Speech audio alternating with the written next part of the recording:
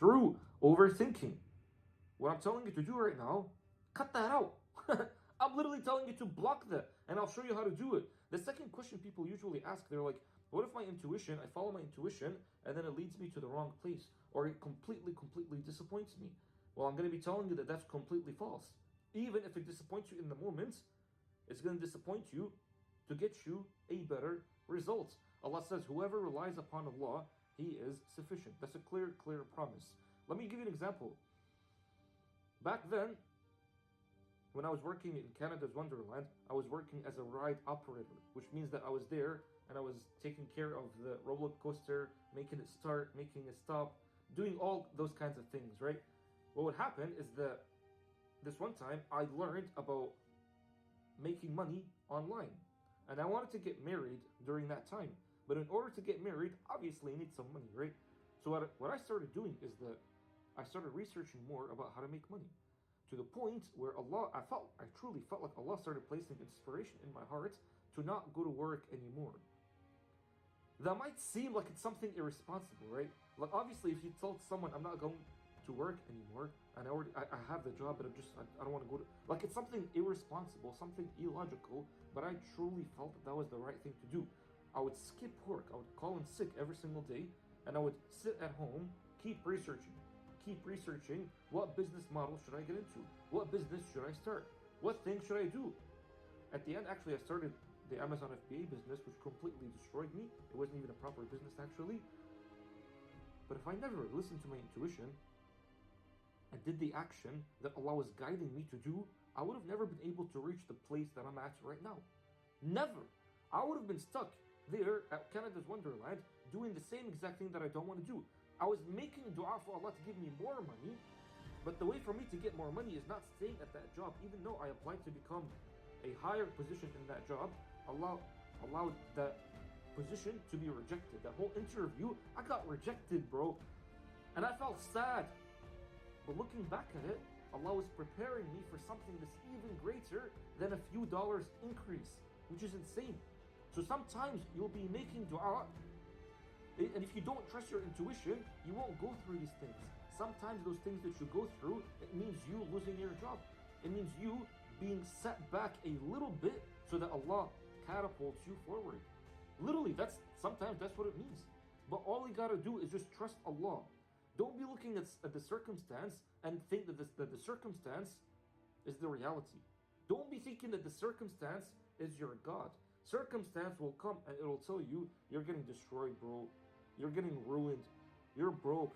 You're getting kicked out, blah, blah, blah, all these things. That's the circumstance telling you that. Are you going to be believing the circumstance or Allah? Now again, this will sound insane. Like, am I really telling you to ignore what's happening on the outside world and trust your intuition? Trust your heart? That's literally what I'm telling you. People will say to me, but what about people in war? You're telling me that people in war, they're supposed to be ignoring the circumstance? What I'm telling you is that back then, actually, my dad, I came from a country that was at war. I came from Iraq. You know what happened in Iraq, and I was living during that time. What happened is that my dad, you could say, Allah placed inspiration in his heart to get out. To get out. We got out in such a way that there was no planes to get out. There was nothing, like, right now, if I want to go somewhere, I'll take a plane and go. Back then, you couldn't even take a taxi and go. So what we did is that somehow Allah, my dad had that intention in his mind, in his heart. Allah put everything together to the point that we found a driver, we found a car. He put us all there, and we drove all the way to Jordan. And then from Jordan, all the way to Oman. And from there, alhamdulillah, I started living a better life. Why? Just because my dad had that intention in his mind. Allah placed the inspiration in his heart, even though it looked illogical. Like, he has to leave in a car, in a war zone, at a time when it's pretty dangerous, leaving his family behind, doing all these things. It's pretty illogical if you think about it. But then he did it, and then as a result, Allah just made everything work. Everything work. He quit his job that was paying him very good amounts, but he did all of that just so that he goes away from a country that had war into a country that, alhamdulillah, was a lot better. So that's the thing. I'm like, it still applies. applies. It still applies. Allah placed every single person in different situation to test you. To test you how? Are you going to believe the circumstance more, or you're going to be believing Allah and His promises more? That's why I truly believe that this is very, very powerful.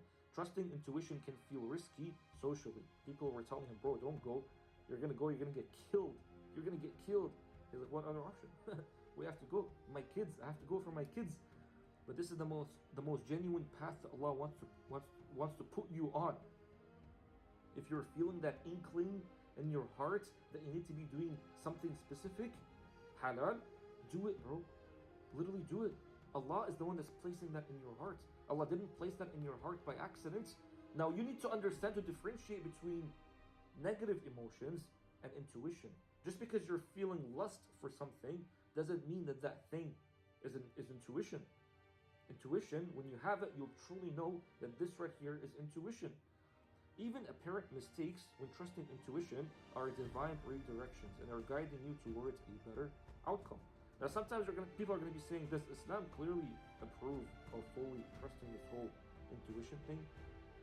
I don't know why people sometimes ask that question, and I'll give you the answer from the Quran. You look at Prophet Musa alayhi salam, his mother. You really think it's logical for her to take a baby, a newborn baby, and put this baby in a river? That's completely illogical. Completely illogical. But that's the kind of intuition that Allah revealed on her heart. He inspired her to do such a thing. If someone else saw her, they're going to be like, what are you doing to your baby? He's safer in your arms. Yes, he's going to be killed, but at least he's safer in your arms than going into a river. That's inevitable death. That's what it looks like. But even though Allah inspired her, she did it, and it was the best thing for her to do. He became a prophet, and he was protected in the palace just by her putting her baby Musa, in the river. Another one is Maryam alayhi salam. She trusted her intuitive guidance and shook a tree despite logical impossibility. She was giving birth. It was impossible for her to go and shake the tree. But by her shaking the tree, that's when Allah gave her immediate comfort, and He gave her sustenance, and He gave her Isa alayhi salam. In your life, when you truly trust Allah and His guidance on your heart. And these examples, they clearly show that intuition, guided by Allah, leads to beautiful, beautiful results. Now, can it really happen in 14 days? What's going to happen is that when you follow your intuition, firstly, it's going to bring immediate emotional clarity, peace, and it's going to slow down your anxiety a little bit. Because when you do it, you'll realize it's really not that bad. For me, before, I was pretty scared. I've always, when I had the ride operator job, I've always known, I'm like, I need to be quitting that job in order for me to make big money. But I was so scared to quit it. Because I'm like, what if I quit it and then nothing really works? As a result, what happened is that eventually, to continue the story, is that my boss called me and he was like, you're doing too many call-ins, man. And then something made me speak, and then I was like, yeah, you know what, I quit. I quit. And I didn't even know why I said that. He's like, okay, sure. And then I quit, and I stopped going. That doesn't mean my life became beautiful during that time when I wasn't there. During that time when I wasn't there, my life was getting destroyed, not gonna lie. Because I'm like, bro, I have no more income. I'm going through month after month after month, $0. Honestly, below $0. Because I had stuff to pay. But Allah made it all work out. Allah made it all work out. When you trust Allah, trust your intuition, the very first thing that's going to happen is that you'll realize you're still alive. You're still alive. And then slowly, what's going to happen, you're going to be like, bro, this is the formula. This is literally the formula. All I got to do is ask for something, make dua for something, and then just give up, surrender to Allah. And Allah's going to be placing everything in my heart. And if I just act upon it, you'll know from that point on that all you got to do is just wait for it. Wait for it. It's going to come to you and then act upon it. And you'll notice it's the best thing to do. Opportunities that you've never noticed, they're going to start appearing effortlessly. Within 14 days, you're going to start feeling secure because now you see proof. You're going to start feeling energized and confident in knowing that when you trust Allah, Allah's always going to be delivering. Now, how do you handle family pressure or society pressure? My dad, obviously, is not going to be happy with me quitting my job. He's going to be like, what are you doing, bro? What are you doing? But understand that social fear and pressure and fear from the family and all these expectations, they're called phantom chains. They don't really exist. It's just things that you're making up. They feel real, but they're really imaginary. Allah is your ultimate guide, so pleasing Him by trusting intuition is way more important than these temporary social acceptances. You'll know it's like these are just fears that you have in your heart, in your being, that's not even based on truth. Oftentimes, by the way, you'll notice the fears that you have when the thing finally does come, it's not really as bad as you were thinking the whole time. Now, after 14 days, are you supposed to be fully still trusting your intuition? Or can you now go back to logic and all that stuff? Yes, man. Keep trusting. At this point, you'll know. You'll see the results yourself, and you're going to be like, this is literally a hack. This is the hack. This is what I've been looking for. Which is so beautiful. Very beautiful. So how do you do it? How are you supposed to be doing it? The very first thing that I want you to do is, and by the way, again, tafakkur. What is tafakkur? Tafakkur is contemplating. Think about the world that Allah has created. Think about the things that are outside. But Imam Ali, actually, he used to say that you think you're so small, but you are a whole universe. So you're looking at the world, you're thinking about the world, you're contemplating and learning and studying about the world, but you yourself are a whole world. You're a whole universe. So what if instead of only thinking about the outside, doing tafakkur on the outside, you sit and you do tafakkur on yourself? So what I want you to do is sit and just be with yourself. List things that drain you. For example, if I sit and I would be scrolling way too much, I would feel drained, bro. I would feel so drained. Even though I'm sitting and I'm literally doing no activity, I would feel like my energy all escaped me. That's the first thing. For me, scrolling drains me. Sometimes when you attend meetings that you hate, that job that I had, the Wonderland job, was draining me. It was draining me. So if a job is draining you, write it down. Staying late at work, you have to work overtime, you have to work this. If that drains you, write it down. And then, for list B, list some of the things that you love or enjoy. Walking outside. That doesn't drain you, bro. If you think that drains you, you're just completely, like, you're lazy, bro. In all honesty, objects at motion, stay in motion. Objects at rest, stay at rest.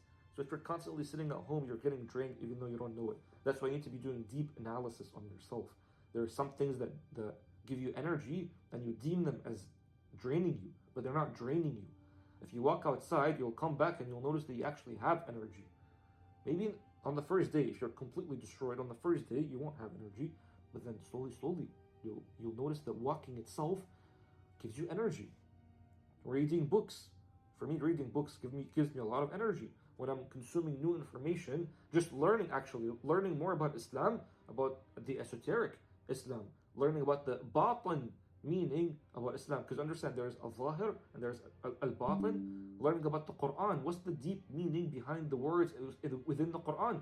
Learning about all these things gives me so much energy. It's beautiful things, and the more I learn about it, the more I could literally be sitting for hours studying these things. It's so beautiful. Spending time with your family. That's one thing. Or trying new hobbies. So just write these two things down. List A, things that drain you, and things that you love or enjoy. Now find your fears. Step number 2, find your fears. Choose one thing that you have in list number A and ask yourself, why am I still doing this? Again, you're going to be telling me, well, I have to be paying the bills. Right? I can't just quit my job. Am I telling you to quit your job? No. I'm not the one that's going to be telling you anything. It's Allah that's going to be placing the inspiration, the intuition in your hearts, not me. I'm just telling you to list the things. If your job doesn't annoy you, don't write that down as list A. For me, my job at the time, it was actually my only job, but it really annoyed me. You know what I mean? It was draining me. So you can write that down. So I'm scared my boss will get angry, and that's the reason why you're still attending meetings that you hate. That could be you. I'm just giving you an example. And then realize that this fear usually isn't as big or real as it seems. Even though you're going to tell me, if I quit my job, let's just say you would say that your job drains you. But now you're going to say, I can't quit my job because I'll be getting destroyed by the bills. understand that that fear is not as big as you really think. There was a beautiful story. This is not a Muslim story, but there was a guy, I forgot who said it. You guys can write it down in the comments. A guy who's pretty famous, he said, he was like, I once met a yogi, Indian yogi. He's like, this yogi told me, would you quit your job, quit everything, leave everything behind, and come and just get mentored by me? And the guy's like, what about my bills? What am I supposed to be doing with the bills? He's like, that's just your mind thinking, bro. You're getting scared about something that's not even real. Yeah, bills are so real. Not really. That's what he told him. And then the guy is like, bro, you know what? I'm like 60 or 50 or 40, I forgot. He's like, I'll just go do it. So he went with the yogi, and then he stayed with him for months. He comes back, he started writing books about what he learned. Allah literally guided him, because Allah is not going to only guide Muslims, bro. Allah is the God over all creation. So Allah guided him. He probably had the intention of making money. Allah guided him. He started writing books, and those books made millions. It made millions, way more than the job that he had. Why? He trusted his intuition. Allah inspired in his heart to go and do something. And again, this works with Muslims and non-Muslims. Allah is the God for all creation. This being is the God for all creation, and He places intuition within you, within me, within the non-Muslims, within the Muslims, within even the people that reject this God. Just because you reject Allah does not mean that Allah rejects you. In this dunya, Allah still provides you mercy. Allah still provides you shelter. Allah provides you love still. And that is who Ar-Rahman is, universal mercy to all creation. So write this down. Write this down. Step number 3 is... So means the difficulty of following their ulum and their knowledges, following that which are not quite understanding. They give the criteria is that to be patient. If you practice in tafakkur and contemplation, that relieves and grants you patience. That which you didn't understand, events that are happening, agitations all around you, because this is all an environment. It's not only one sobat that knocks you off your feet. Sayyidina Musa was knocked off his feet by what was happening. One, he's now introduced to a invisible prophet from the ghaib, from unseen.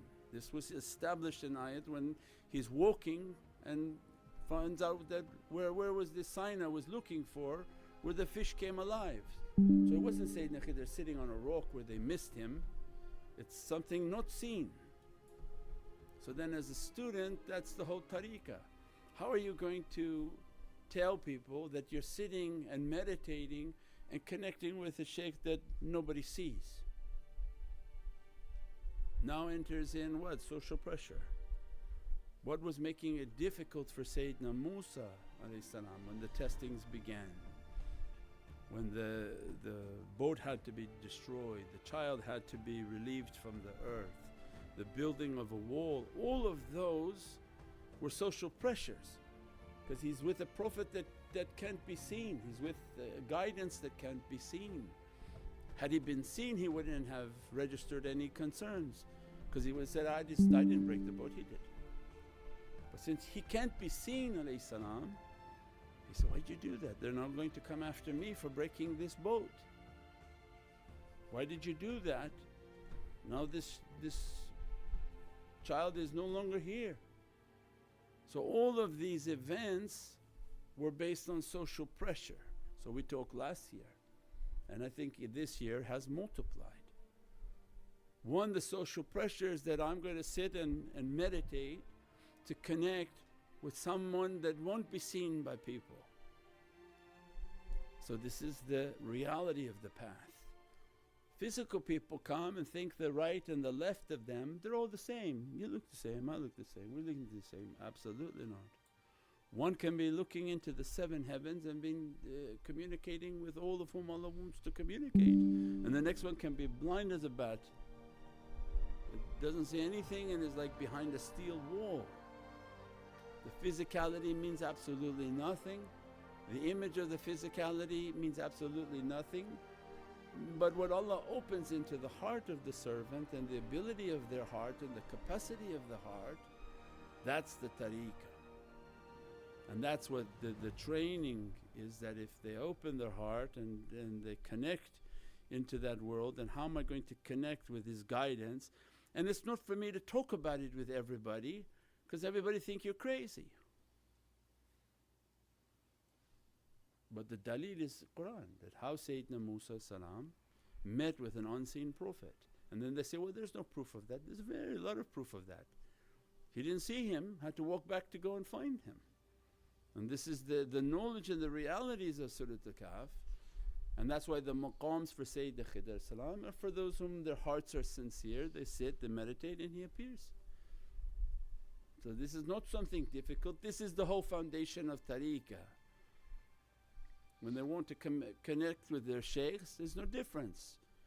If you're connecting with your shaykh or you're connecting with Sayyidina Khidr, it should be the same training. That's why the shaykh trains you, is to connect with your shaykh, connect with your shaykh. That verify your connection, make sure the connection is strong, is positive. You get all the tarbiyah of the connection, you know that you're going to be tested, you know that you're going to use the connection with the best of manners, best of adab, best of character. For if you don't have those, the connection will be lost. So they are always in the best of manners, they keep the dialogue that's correct, they use the connection based on the correct understandings, never for personal use, not for relationships, monies, jobs, lotteries, because that won't be a connection, that will be shaitan playing with the person in front of them, and their own hawa and their own desires are now playing with them. So visualizing the shaykh is no different than if you were visualizing Sayyidina Muhammad, you keep the same manners and respect. That I would never ask Prophet like that. So everything was based on the manners, they keep the manners, they keep the connection, they start to connect their heart. This becomes that relationship with Sayyidina Khidr. That's why you see it now in Surat Al-Kahf, this is the reality of Surat Al-Kahf.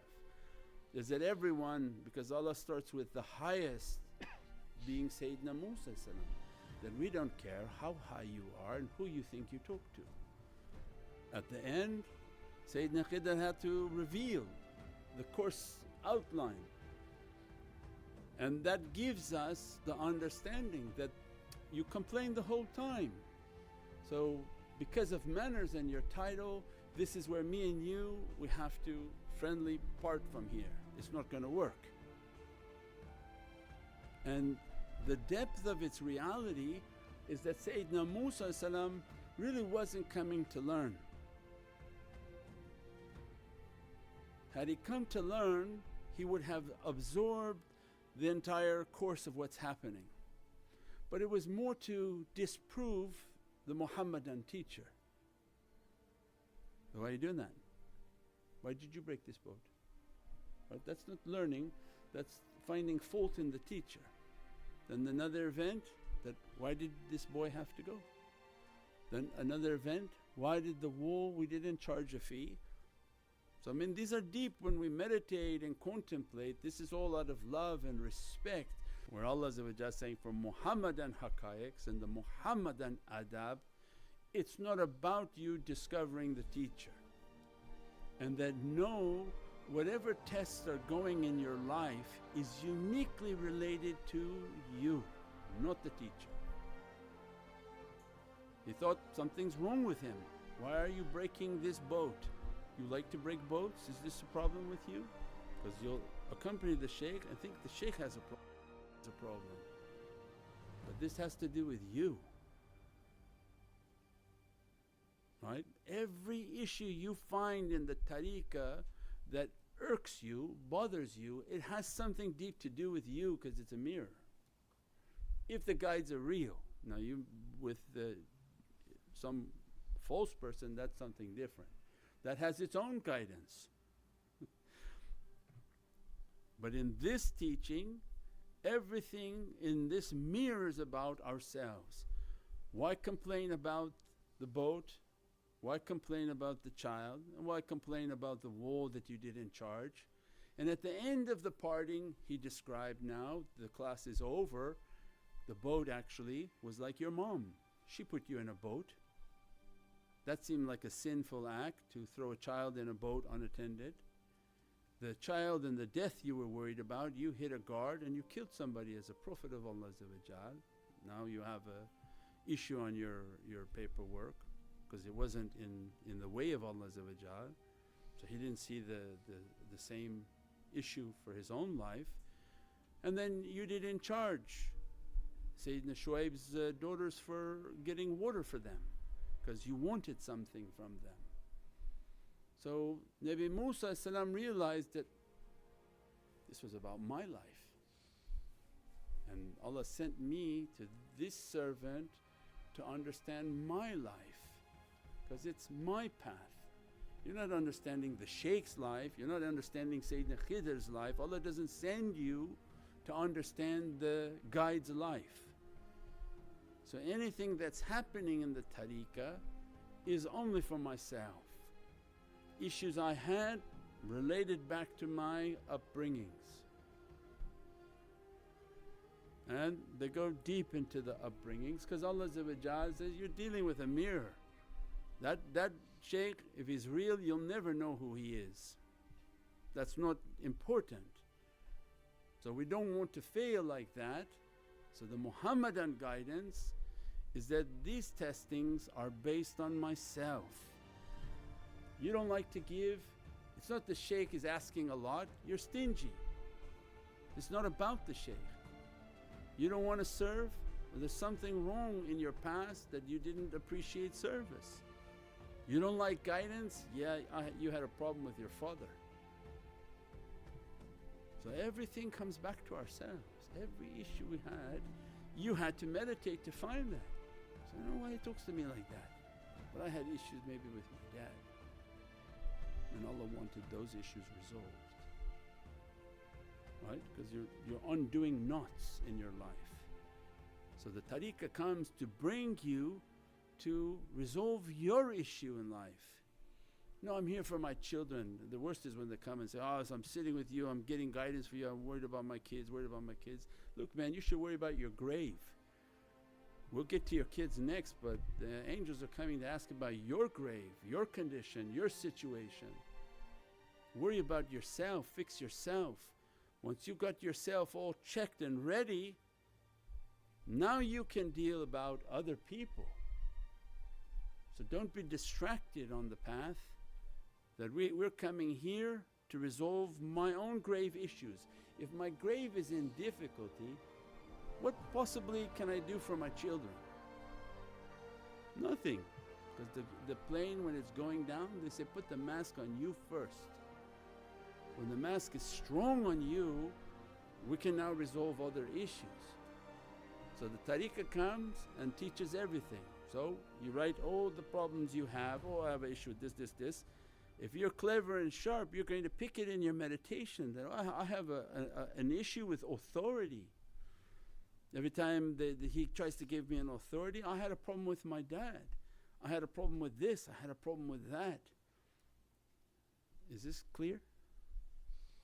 Yeah, because it's not about the shaykh. People think they're clever, oh the shaykh is acting like this, shaykh is like this, shaykh. You don't know the shaykh. Just consider him a mirror for you. And everyone is having their own unique issues. No two sit and say the same, because no two lives are the same.